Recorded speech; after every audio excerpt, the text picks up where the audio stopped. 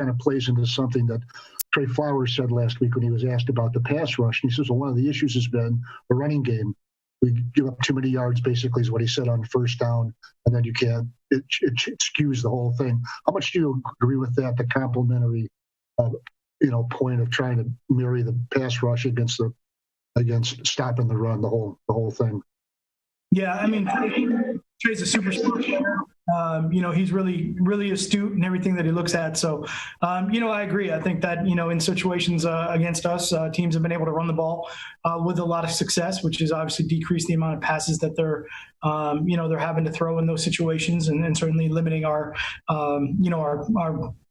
game plan pass rush stuff that we can do. But certainly from that aspect of it, when we're trying to get the run game under control and we can't get them into a more of a one-dimensional game, then, it just becomes more difficult for those guys up front. Try again with the mute. And so how do you fix it? I think it's everything that we said before. We got to do a better job in the run game, and we got to settle some things down there that have hurt us, and play with better fundamentals and technique, and just be consistent. I mean, that's the biggest thing for us right now. We've got some good run plays on tape, and just unfortunately too many bad ones. We got to be more consistent with it, and try to get teams to be in a situation where they have to pass the ball more. All right, cool. Thank you. You're welcome. Go, Justin. Hey, Matt, I hope you also got a few extra hours with the family there during that downtime. One of the things I love about this game is guys can seemingly come out of anywhere with, whatever credentials. And, James Robinson really fits that bill. I hadn't heard of him before he got named the starter. And obviously he's come out and he's done some really amazing things, seems like in every phase of that position. Just wondering if you watched him at all coming out of college. Did you evaluate him? And I guess what's impressed you most about what he's been able to do here in his first 5 games? Yeah, I mean, he was somebody that definitely, I think we took a look at, but just from a down the line sort of at the end of it, just like everybody else. But I mean, thoroughly impressed with everything this guy has done and taken his opportunity to just play at a high level. This guy runs really hard. He runs with great pad level. He really runs with his shoulder pads over the ball. He does a good job just getting downhill. I think he fits the, just the mentality that Coach Marone wants to run the ball, and Coach Gruden want to run the ball the way that they want to run it. I think he's just completely capitalized on those situations. He's a strong runner. I think one of the things that's been most impressive about it is as many arm tackles as he breaks, he's going at he's a hard target to hit. He's just going downhill. And, I think that for me has been something that's been very impressive. He's got great vision. He can see some of the cuts. He does a good job on the power run game and getting downhill and getting that backside cut when it opens up off the kind of the divide the defense portion of the scheme. But, I just think that the aggressiveness with which he runs has been something that stood out. You've been around guys like that before, guys that are undrafted that have come in and played big roles and become star players. Is there something about, I guess, the football character you try to evaluate through the pre-draft process that you're looking for in guys like that can rise up quickly? A lot of it, I think, for some of those guys that I've been around, and certainly you're trying to do the background of the character and make sure they fit and they're going to work hard. And certainly the guys in that situation, they have to have that hard work mentality. But sometimes it's just you see them early in their careers or early in camp, that light bulb just goes off and everything just clicks. And I would say, especially for young guys or rookies or undrafted guys that maybe come from different levels of competition, I think one of the things you worry about the most is the speed of the game and how fast things are moving. And sometimes these guys they step in, the light bulb comes on, the game slows down, and you can just really see where their ability just takes over at that point. And I think that's happened for him. I think it's the game is definitely, he's in pace with the tempo of the game being played at our level. And, I think he's done a great job. I really do. I think it's just one of those guys where obviously it just clicked very early for him in camp, and they feel good about his running style, and they've been able to use him as the workhorse in that way. Thank you, Matt. Jennifer. Hey, Matt, nice to see you. It always seems like it's a very fine line between learning from your mistakes and not dwelling on the past. How do you go about coaching your players up so they focus more on the former rather than the latter?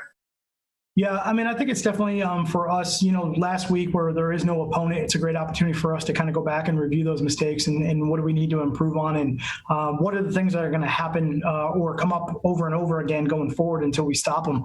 I think those are situations that you have to go through and explain and teach at a high level to the players so that they can, have an opportunity to understand when it does come up again, how we need to handle it or play it or address those situations. So from that standpoint, once you kind of go over it, you hopefully kind of put that information to bed and you work on moving forward on the next opponent, but also just trying to sprinkle in those problem plays throughout practice or throughout meetings and just remind them that those are going to come up again, even though it might be something that an opponent doesn't do necessarily. It is a copycat league, so there's going to be plays that do come up just to see if you've got them corrected. And we just have to do a good job of staying diligent about that and just making sure that we do get those in, as we can see fit to make sure that we get them practiced.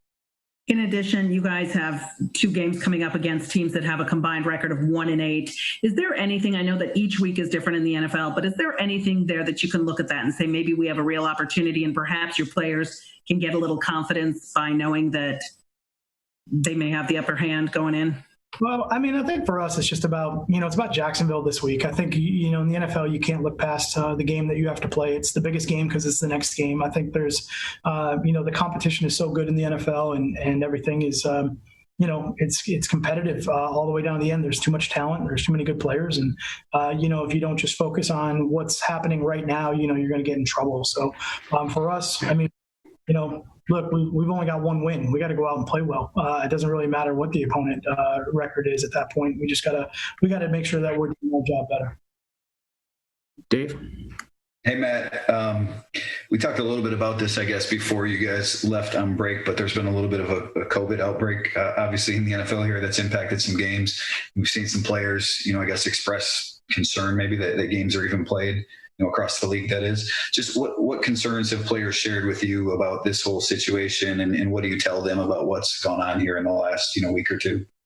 Well, I mean, I think it's really important for us, all the way across the board, even outside of sports, just to, make sure that everyone's doing all they can to stay safe. I mean, this is we're still in a pandemic. We're still dealing with COVID, and it's hasn't gone away. And from that aspect of it, I think everyone should just be careful. Certainly for us in our world, it's critical for us to make sure we're taking care of each other and taking care of ourselves. We do know that there's a little bit of an uptick right now all the way across the board in the country with the COVID outbreaks. And so we just have to be as careful and even more careful maybe than what we kind of have been, previously. So just constant reminders, masks and washing your hands and the antibacterial stuff and social distancing and doing a good job in some of the common spaces that we have of making sure that guys, aren't congregating together in small groups just to keep everybody safe. So just those reminders. Do you have any positives right now in your building, coaching staff, anywhere, anything like that? Again, for us, I mean, we'll get all that stuff, as we see fit and report it. I mean, I don't want to get into COVID conversations. Well, I was just curious. I mean, it's been 2 months at least since you've had a player test positive. That's why I was asking about, anyone else. Just what, how pleased with the things that you've done to mitigate that are you, with everyone sort of following the protocols? I guess, does that cover the coaching staff and everyone else too, that they're adhering to all that? Yeah, I mean, I think for us, we just try to make sure that we're, adhering to all the different protocols that we get from the league. They're giving us great information. We're trying to stay diligent about that and making sure that, as that moves in different directions, that we're on top of it. And, we're modifying what we do too, just to stay safe from that accord. I think the guys did a good job through camp, certainly coming back from all the different places that we're training in the springtime. And, through the course of the season, we'll just be flexible and handle whatever we have to handle as it comes forward. But, we're coming off the bye, which is good for us from that standpoint, just to kind of reset, taking a look at everything else that's going on in the league. All right, thank you. Tim? Hey, Coach. Jacksonville has had fans. Obviously, I know a smaller amount, but when you watch that first week's game against Indianapolis, they had an effect there, and you could hear them in the background. I'm just curious, do things change at all with your prep now, playing in front of fans with hand signals and stuff like that? Do you guys have to prepare for that a little bit more now that you're going to have fans in the audience, even though I know it's a lower number than typical? Yeah, but I think this will be the highest number that we've had to date, from that standpoint. So I think there definitely was a bigger change when, league-wide, we increased the stadium noise, the decibel from that standpoint, and then some of the music that could be played in between plays. I think that was big for us to kind of adjust to. But we just kind of go, normal in those situations that, we're always trying to be cautious with signals and be cautious with communication. But from that standpoint, I think everyone's kind of excited to have some fans out there. I think it'll be great. You definitely could feel a little bit of a different atmosphere when they change the noise decibel in the stadiums. And, it's crazy to say that, but it'll be cool just to have fans at the game. That'll be fun. All right, Chris, last one. Hey, Matt, how's it going? Good. How you doing? I guess a little just housekeeping question here that I'm sure probably know the answer to, but you've got a bunch of guys who are eligible to come back off injured reserve. Anticipating any of them, and is the process any different this year just because of how much shorter that window is for injured reserve?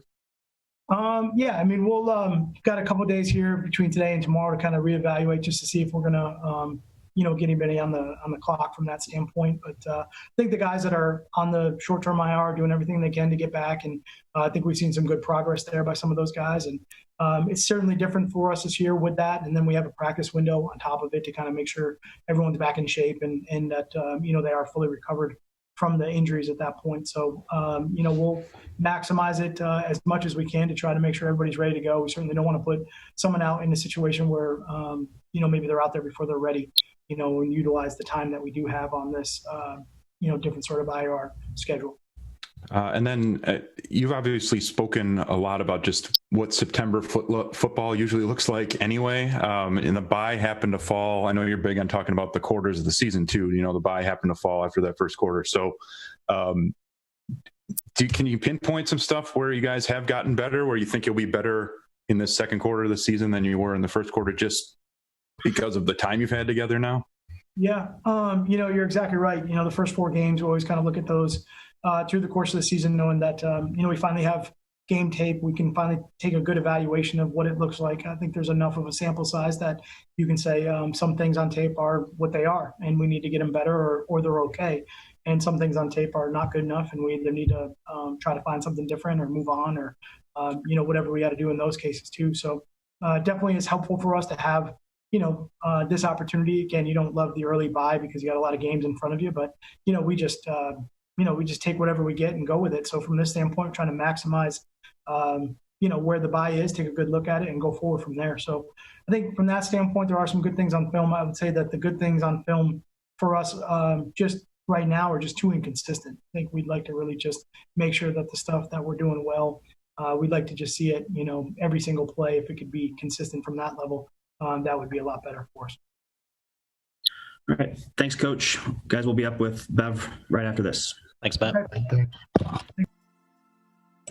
Thanks.